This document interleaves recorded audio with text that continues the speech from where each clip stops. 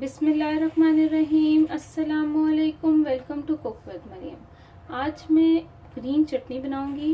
Green चटनी बहुत useful ये वाली ग्रीन चटनी होगी। ये आप इसको स्टोर भी कर सकते हैं और जब दिल चाहे आप इसको यूज़ कर सकते हैं।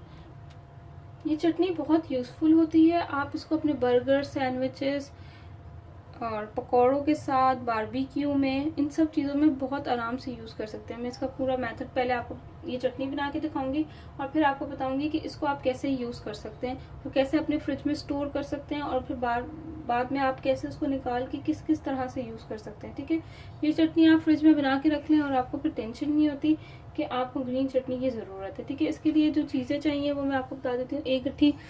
ये एक जग ले लिया मैंने, इसमें मैं इसको ब्लेंड करूंगी। ठीक है, ये ब्लेंड करने के लिए एक जग ले लिया है। ठीक है, एक ये मैंने धनिया है, ये एक गट्ठी धनिया है, इसको मैंने थोड़ा मोटा मोटा चॉप करके और इसको वॉश कर लिया। ठीक है, इसी तरह से ये पुदीना है, मिंट लीफ पुदीना, ये भी मैंने एक गठली ली है, उसके भी पत्ते निकाल के इसको वॉश कर लिए। ठीक है, यहाँ पे मैंने ये ग्रीन चिलीज ली हैं, आपकी मर्जी है, आप पतली भी ले सकते हैं, मोटी भी ले सकते हैं। तो ये जो है ये मैंने ली है 10-12 आप ले सकते हैं, 10 ले लें, 12 ले लें, और ये आपके लिए। और इसमें मैंने ऑप्शनल एक चीज़ डाली है, वो है लहसुन। ये लहसुन के 1-2 जवे लूँगी, ये मैं डालूंगी इसके अंदर। ये ऑप्शनल है, अगर आप लोग को लहसुन का टेस्ट अच्छा लगता है तो आप ये डाल सकते हैं, और अगर आपको लहसुन का टेस्ट अच्छा नहीं लगता तो आप बेशक ना डालें। ठीक है, पर ये बहुत अच्छा टेस्ट, फ्लेवर बहुत अच्छा देती है। ठीक है, और मैंने यहाँ पे लिया है 1 टीस्पून सॉल्ट। ठीक है, और मैंने 1 टीस्पून जीरा। ठीक है, आप, और ये दही मैंने 1 कप लिए, जितनी भी आपने लेनी है आप, ये मैं आपको बताऊंगी आपने इसमें कैसे इसको यूज़ करनी है। आपने अभी इसको ब्लेंडर में नहीं डालनी। ठीक है, ये आपने बाद में इसको यूज़ करनी है। ठीक है, ठीक है, सबसे पहले अब हम क्या कर लेते हैं, ये हमने एक जग ले लिए ना, तो जग के अंदर अब हम डाल देते हैं ये धनिया सारा।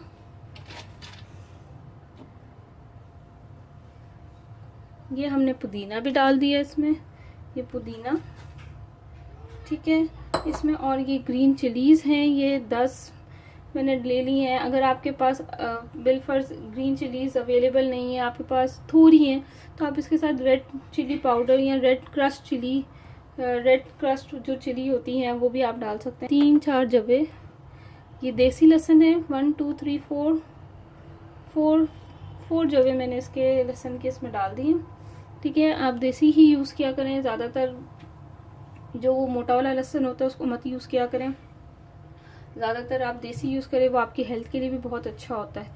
ठीक है, और ये मैंने नमक ये भी इसमें डाल दिया, और मैंने इसमें डाल दिया है ज़ीरा। ठीक, ये सब चीज़ें मैंने इसमें डाल दी हैं, ये देख लें।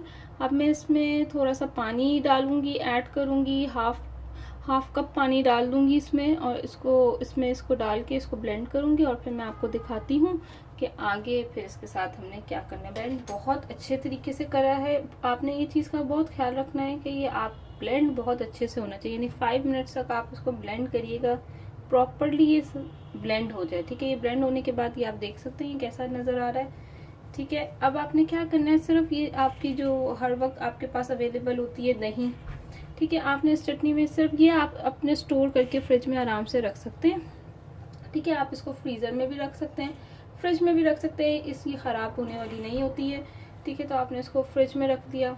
ठीक है, और उसके बाद फिर आप क्या करें, जब आपको कोई पकौड़े, जैसे रमज़ान हैं, रमज़ानों में आप क्या कर सकते हैं कि आपने हर चीज़ फ्राई की है, सब कुछ किया है, तो दिल चाहता है कि कोई अच्छी सी दही या चटनी होनी चाहिए जिससे ठंडक मिले अंदर। तो आप फिर इससे बहुत अच्छी, यानी ठंडक भी मिलती है, ये बहुत अच्छी होती है, हेल्थ के लिए भी बहुत अच्छी होती है। आप रमज़ानों में पकौड़े बनाते हैं, सब कुछ बनाते हैं, तो उसमें भी ये बहुत यूज़फुल होती है। आप इसको हर अफ्तार में आप ये चटनी बना के अपने साथ अपनी टेबल पे ज़रूर रखिए। इसके साथ आप पकौड़े कुछ भी आप खाएंगे बहुत टेस्टी लगते हैं आपको। ठीक है, तो आपने बस ये क्या करना है कि ये दही सांसें आपके पास अवेलेबल हो तो बस आपने कितने भी, यानी ये आपके ऊपर है कि कलर हम देखेंगे। ये देखिए, इस तरह से हमने 2 चम्मच ये डाल दिए। अब हमने क्या करना है, इसको मिक्स करना है, इसको बस अच्छा से हमने बीट करना है। ये देखें,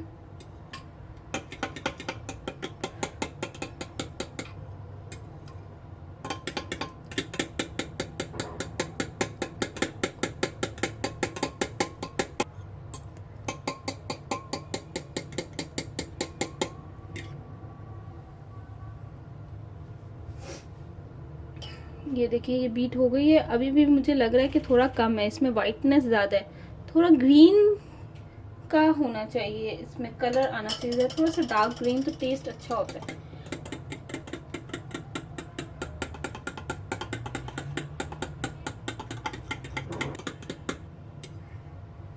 ज़बरदस्त हो गया ये। बस अब यहाँ इस स्टेज पे आप इसका सॉल्ट भी चेक कर सकते हैं, नमक इसका आप चेक कर सकते हैं। आपको और डालना हो आप इसमें नमक ऐड कर सकते हैं, ठीक है, क्योंकि नमक आप अपने हिसाब से डालते हैं, टेस्ट के हिसाब से, इसलिए मैंने थोड़ा कम डाला था। इसके बाद आप जब ये चटनी बना लें उसके बाद आपको अगर सॉल्ट ऐड कर, ये देखिए हमारी चटनी रेडी हो गई है।